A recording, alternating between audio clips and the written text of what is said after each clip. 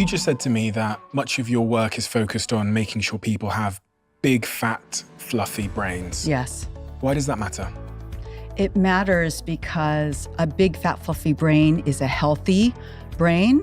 And my whole first book, Healthy Brain, Happy Life, was about how I learned to use all the tools and tricks and magic of neuroscience and psychology to make my brain work better. And I so needed it at that moment.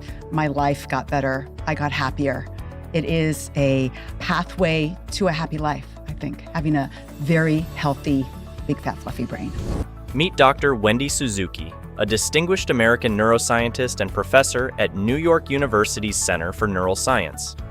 As an expert in cognitive neuroscience, she has authored the book Healthy Brain, offering valuable insights into brain health.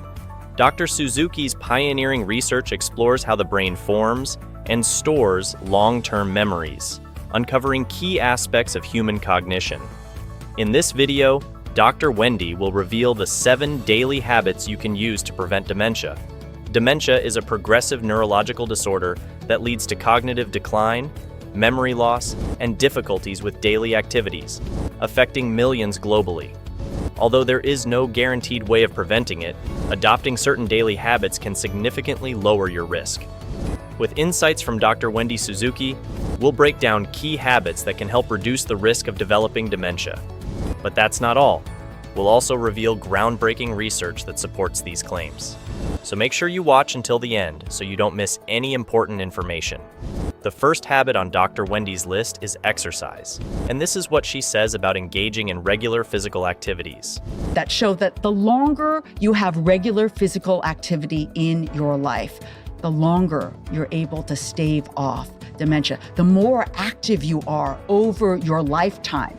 That first study shows that it's never too late to start. You can start walking regularly, which is doable when you're perhaps at that age. But the longer you stay active, the bigger and fatter and fluffier your brain will be. Why does that make sense? So one key piece of information that I haven't told you yet is that we know that physical activity is releasing every single time you move your body, you're releasing a whole bunch of neurochemicals in your brain. Some of them make you just feel good. Serotonin, dopamine, noradrenaline, endorphins. Yeah, I feel good. If I go out for a walk, I feel better than if I had been sitting here for 8 hours. But the other thing that gets released every single time is growth factors. I like to call it a bubble bath of neurochemicals that happens every time you move your body. What that growth factor does is it goes directly into your hippocampus and it helps brand new cells grow in your hippocampus. The hippocampus is only one of 2 total brain areas where new cells can grow. That's not the same as synapses, which are connections in the cells that are already there. But the hippocampus can grow new cells. And this is really important because many people know that the hippocampus is attacked first in Alzheimer's dementia. And so exercise is not going to eliminate that disease state, but if you start with a huge fluffy hippocampus, it's going to take that disease that much longer to actually damage enough of your hippocampus so that you start seeing those telltale signs of memory impairment that comes with Alzheimer's disease and dementia in general. Same thing with their prefrontal cortex. Dr. Wendy Suzuki highlights the vital role of exercise in preventing dementia, revealing that regular physical activity throughout life can significantly delay cognitive decline. To back this with scientific evidence, the Journal of Neurology reported that physical activities are associated with a reduced risk of developing dementia. Let's find out why. The connection between exercise and brain health is rooted in the remarkable process of neurochemical release that occurs with every movement. As Dr. Wendy describes, exercise unleashes a bubble bath of neurochemicals in the brain, comprising serotonin, dopamine, noradrenaline, endorphins, and growth factors. These neurochemicals serve 2 key functions. First, they enhance well-being by boosting mood and reducing stress. More importantly, the growth factors they release target the hippocampus, which is one of the few brain regions capable of generating new cells. This process, called neurogenesis, helps the hippocampus grow and strengthen, making it more resilient against the damaging effects of Alzheimer's and dementia. Here's a simpler explanation. The hippocampus, which is the first area targeted by Alzheimer's dementia, is important for forming and storing new memories. Exercise triggers the release of growth factors that stimulate the creation of new cells in this vital region, building a cognitive reserve. This reserve helps protect the brain from the damage caused by the disease. While exercise might not completely eliminate Alzheimer's, a well-nourished hippocampus increases the threshold for damage, reducing your risk of dementia and delaying the manifestation of its symptoms. Now, you might be wondering how much exercise is necessary to maintain a healthy brain. This is what Dr. Wendy suggests. I have an answer to that. So we did 2 different experiments in my lab. One in low-fit people that are really not exercising very much at all, less than 30 minutes in the last three weeks you've moved your body. And we asked, could we see any behavioral improvement in your memory function from your hippocampus or your ability to shift and focus attention if we ask you to move your body in an aerobic way for 2 to 3 times a week. And we collaborated with a spin class, so clearly very aerobic. And what we found was in those people that did successfully do 2 to 3 times a week of 45-minute aerobic activity, their mood got significantly better, their memory function got better, and their ability to shift and focus attention got significantly better. So that gives a little bit of a guideline for low-fit people. 2 to 3 times a week can start to give you some of those cognitive changes.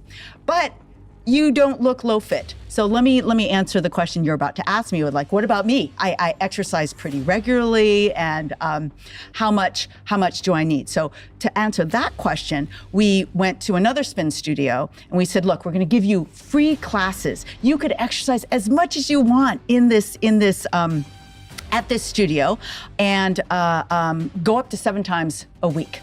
And the control was just stay the same. They were working out twice a week at the studio. Control was the other group that you were testing them against? Yes, okay. Exactly. And so what we found was basically every drop of sweat counted. The more you exercise, the more change in your brain we noted, both your hippocampal function, prefrontal function, and mood. If you were already getting benefit, you're already going twice a week, but the more you did, the more brain changes you got. So that doesn't give the formula that I would like, but we are heading in that direction, which is part of one of the questions that I want to answer.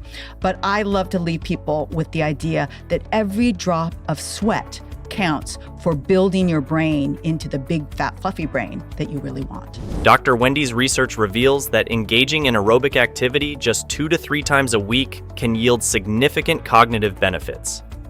Specifically, her study found that participants who completed 45-minute spin classes 2 to 3 times weekly experienced remarkable improvements in mood, memory function, and attentional shifting. This minimal threshold serves as a starting point for low-fit individuals. However, for those already exercising regularly, Dr. Wendy's research poses an intriguing question. How much more exercise is necessary to continue reaping cognitive benefits? She explains that each extra exercise session brings added brain benefits. Working out more often, up to 7 times a week, has been shown to improve memory function, boost activity in the part of the brain that helps with planning and decision-making, and lift mood. Dr. Wendy Suzuki's findings align with guidelines from respected organizations like the American Heart Association, which recommends at least 150 minutes of moderate intensity aerobic activity or 75 minutes of vigorous intensity activity each week. Additionally, including physical activity in daily routines, such as taking the stairs or walking to work, can further support cognitive health. Before we continue, please give this video a thumbs up and support our channel by hitting that subscribe button. Also, click on the notification icon to never miss out on any of our future videos. The next habit Dr. Wendy recommends is association. Number 2, not as obvious, Association.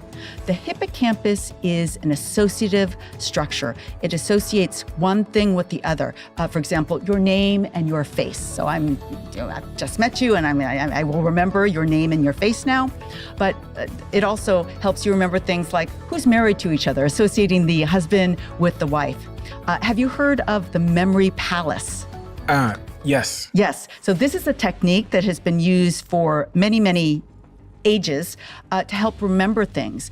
And it is a strategy where you picture a spatial location that's very familiar to you, like your childhood home.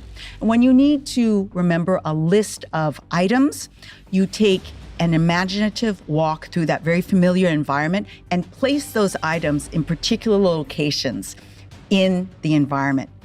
That is associating something really familiar, your childhood home, you know every corner of it, with the new thing you need to remember. And that works and has worked for memory champions for many years because the hippocampus associates things together.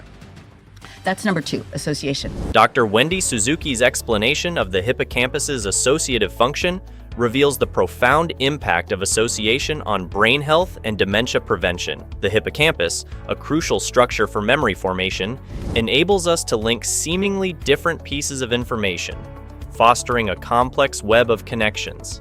This associative process is essential for recollecting relationships, such as names and faces, or even location and buildings. One well-known technique that capitalizes on the power of association is the memory palace. This method involves visualizing a familiar location, such as your place of work, and mentally placing items you want to remember in specific spots within that space. By forging a connection between the known and the new, you're essentially exercising your hippocampus and fortifying your memory. But how does this relate to dementia prevention? Association actively engages your hippocampus, which is similar to giving your brain a workout. Just as physical exercise strengthens your muscles, mental exercises like these can bolster your brain's resilience to dementia and promote your overall health. If you're enjoying these brain-boosting tips, don't miss out on more insights. Join our QuickTime newsletter for weekly health hacks and expert advice. Subscribe using the link below. Dr. Wendy also talks about Novelty as a dementia-preventing habit. Number 3 is novelty. We remember novel things. I've never been to this particular studio ever before in my 26 years in New York and Brooklyn. So this is a novel thing, and I will remember coming here to do this podcast with you. Our brains, and this is where it interacts with the attention system. Our attention system focuses on things that are novel. Why? Because it could be dangerous. If I've seen things over and over and over again, I don't notice them. They go into the background. It's not going to hurt me any, it's not going to cause me any danger. Cliche. That's why cliche doesn't work in marketing. Exactly. Yeah. And so, but something novel, that really perks people up. I use that in my teaching all the time. Surprise students with an element of what you want them to learn, and they will remember it better. Dr. Wendy explains that novelty plays a key role in capturing our attention and strengthening memory. At its core, novelty refers to anything new, unusual, or surprising that triggers an automatic response in our brain. This instinctive reaction is part of our survival mechanism, helping us identify potential threats or opportunities. According to Science Direct, the world's leading source for scientific research, novelty interventions can be used to prevent cognitive decline and dementia. Here is how it works.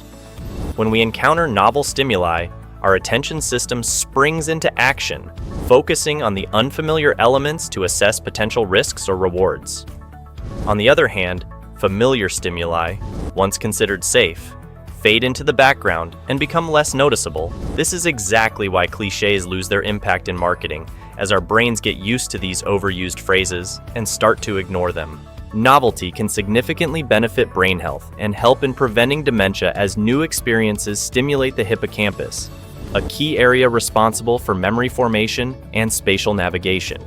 This not only strengthens memory, but also promotes neuroplasticity, allowing the brain to adapt and grow. As a result, cognitive flexibility improves, boosting creative problem solving and innovative thinking.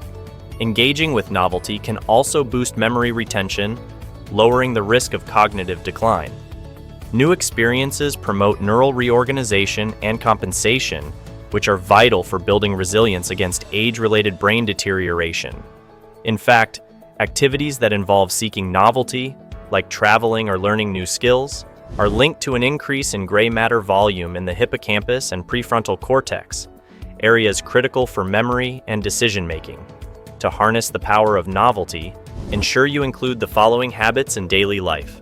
Explore new environments and locations, engage in novel hobbies or activities, rotate novelty-inducing activities regularly, incorporate unexpected elements into daily routines, learn new languages or skills, practice creative pursuits. Dr. Wendy also talks about the effects of cold showers on the brain. The other thing that can work similarly to coffee that I've started and that I do every morning is hot-cold contrast showers, because that cold that you shower on yourself after the heat stimulates adrenaline in you, a natural adrenaline. Ooh, it wakes you up. And okay, it was painful the first kind of few times I tried it, but then you get addicted to it. And I have forgotten to do it and gotten back in the shower just to douse myself with cold water, because I feel better when I do that for first thing in the morning. As Dr. Wendy pointed out, cold showers are a valuable habit in the fight against dementia. What's even more interesting is that a study by Cambridge University discovered that swimming in cold water can help protect the brain from degenerative diseases like dementia. Here's how it works. When you bathe or swim in cold water, the sudden temperature change stimulates the body's natural response, releasing certain neurotransmitters and hormones that have a good effect on brain health. One of these hormones stimulated by cold showers is the release of adrenaline, a hormone that not only increases alertness, but also triggers a cascade of beneficial physiological responses. This surge of adrenaline can improve blood circulation, reduce inflammation, and even enhance cognitive function. One of the key benefits of cold showers is the increased release of noradrenaline, a neurotransmitter that enhances attention, focus, and memory. Noradrenaline also has neuroprotective properties, helping to protect the brain from damage caused by oxidative stress and inflammation. Regular cold showers have been shown to increase noradrenaline levels by up to a whopping 500%, leading to better cognitive function and a reduced risk of neurodegenerative diseases like Alzheimer's and Parkinson's. Cold showers also enhance the production of brain-derived neurotrophic factor, or BDNF, which is a protein essential for preventing dementia. BDNF promotes the survival, growth, and adaptation of brain cells, creating a healthy environment by protecting them from damage and supporting the connections between these cells. BDNF's protective mechanisms guard against brain cell degeneration, oxidative stress, and inflammation, which are all factors that contribute to dementia. Additionally, BDNF helps grow new brain cells in the hippocampus, a region heavily affected by dementia. Next, Dr. Wendy will be revealing how emotional resonance can benefit our brains and prevent dementia. But the fourth one, which is so powerful, and we know it intuitively, we understand this intuitively, is emotional resonance makes things more memorable. We remember the happiest and the saddest things in our lives because that emotional resonance solidifies those memories. Where does that come from? It comes from a structure called the amygdala that sits right in front of the hippocampus, right in the front of the temporal lobe, right here, and the hippocampus is right behind it. Amygdala means almond. It's an almond-shaped structure, and it sits right in front of the kind of tube-shaped structure that is the hippocampus behind it. And the amygdala is kind of infusing the hippocampus and kind of giving it a little jolt when it's emotionally resonant, either really happy or really sad. Dr. Wendy explains that emotional resonance plays a key role in memory consolidation and brain health. Emotional resonance refers to how emotions influence our ability to remember and recall experiences. This process is closely tied to the interaction between the amygdala, an almond-shaped structure responsible for processing emotions, and the hippocampus, a region in the temporal lobe essential for forming memories. The amygdala, situated in front of the hippocampus, plays an essential role in infusing emotional significance into memories, making them more durable and resistant to forgetting.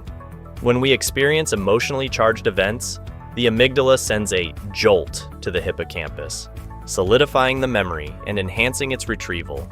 This emotional resonance is responsible for our ability to recall the happiest and saddest moments in our lives with remarkable clarity. Emotional resonance as a habit can have profound benefits for brain health and dementia prevention. By cultivating emotionally meaningful experiences, you can enhance memory consolidation, reduce forgetfulness, and promote long-term memory. You can equally strengthen the amygdala-hippocampus connectivity, fostering neural communication between critical regions. You can also improve cognitive flexibility, promoting neural adaptability and creative problem solving. Finally, you can reduce stress and anxiety and increase emotional intelligence. To harness the power of emotional resonance, incorporate the following habits into daily life.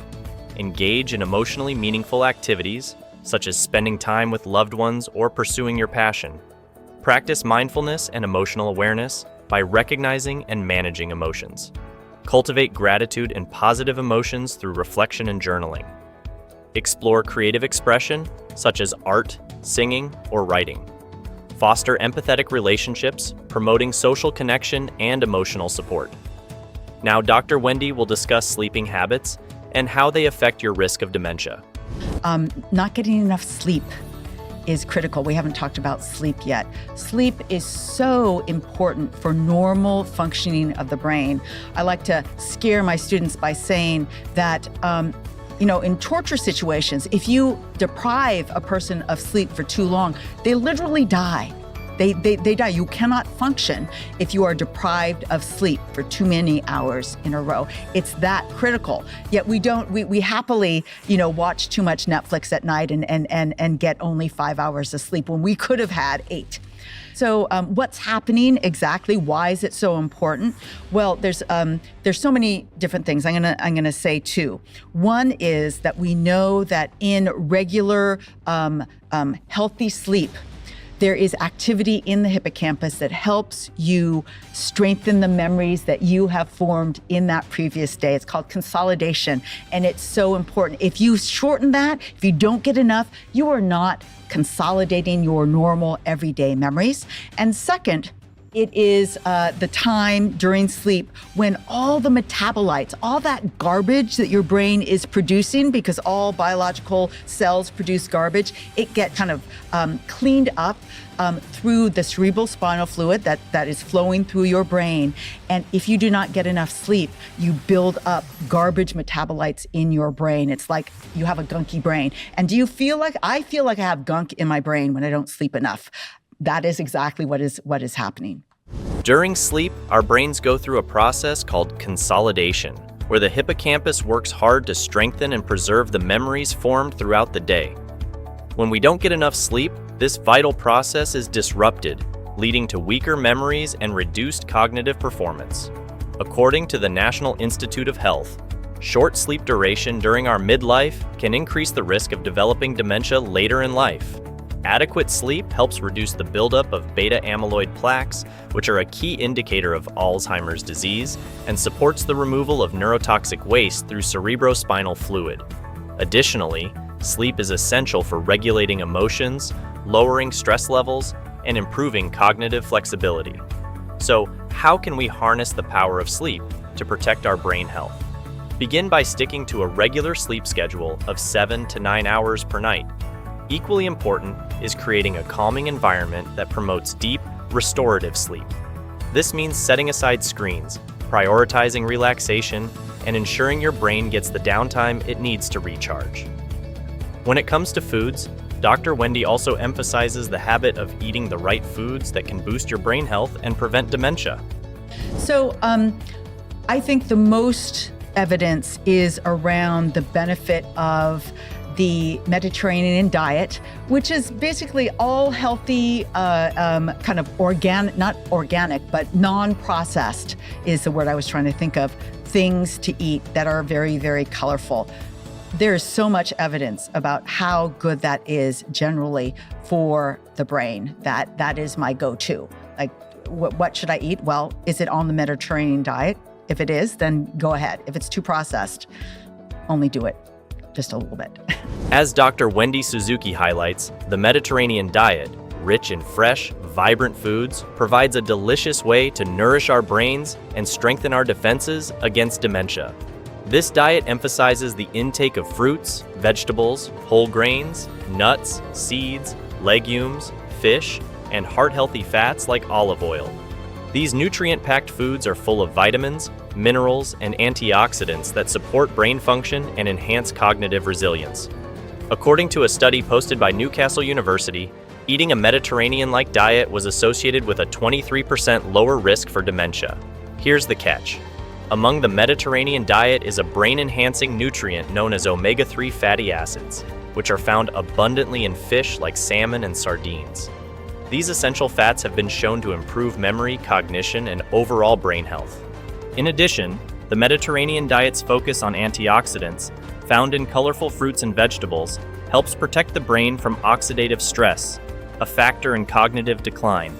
Berries, leafy greens, and bright peppers are just a few examples of these antioxidant-rich foods that not only delight your taste buds, but also safeguard your mind. Avoiding processed foods is another critical element of the Mediterranean diet, as these foods often lack vital nutrients and may even contain harmful additives that undermine brain health. Therefore, prioritizing whole, unprocessed ingredients will provide our brains with the nourishment they need to thrive. Remember, while one habit alone may not be enough, incorporating all of them into your daily routine can make a significant difference. The more you practice these habits, the more automatic they will become. Over time, with consistency and repetition, you'll find yourself seamlessly integrating them into your lifestyle. If you enjoyed this video, please don't forget to give it a like and subscribe to our YouTube channel if you're new here.